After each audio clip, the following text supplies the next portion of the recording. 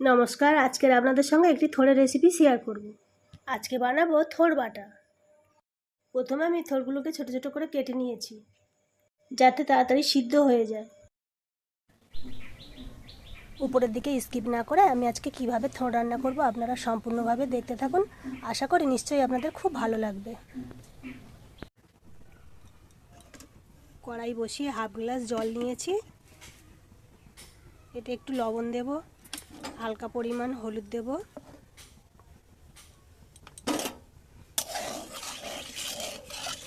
এবার কেটে রাখা থোড়গুলো এই হলুদ জলের মধ্যে দিয়ে সিদ্ধ করে নেব। থোড় সিদ্ধ হয়ে এসছে, এবার এটাকে আমি ছাজিতে জল ঝরিয়ে নেব, নিয়ে শিলেতে ভালো করে একটু পিষে নেব।